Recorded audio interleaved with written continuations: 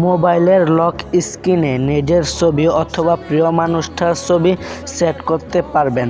মজাদার এবং গুরুত্বপূর্ণ একটি কাজ, কিন্তু যদি নিজের ছবি সেট করে রাখেন, বাজারে বা কোথাও হারিয়ে গেলে আপনার ছবিটা দেখে চিনতে পারবে। তো মোবাইলটা হারিয়ে গেলে পাওয়ার একটা চান্স থাকবে। তো কথা না বাড়িয়ে মূল ভিডিওটা শুরু করা যাক। প্রথমে আপনার স্মার্টফোনে চলে যাবেন। স্মার্টফোনে চলে যাওয়ার পরে আপনার ডিসপ্লের উপরে ক্লিক করে ধরে রাখবেন। ক্লিক করে ধরার পরে এখানে ওয়ালপেপার আছে, এই ওয়ালপেপারসে ক্লিক করবেন। ক্লিক করার পরে এখানে গ্যালারি আছে, এই গ্যালারিতে ক্লিক করবেন।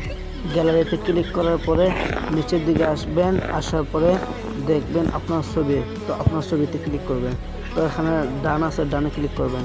ডানে ক্লিক করার পরে লক স্ক্রিন আছে, লক স্ক্রিনে ক্লিক করবেন। আপনার ছবিটা সুন্দর করে বসাবেন।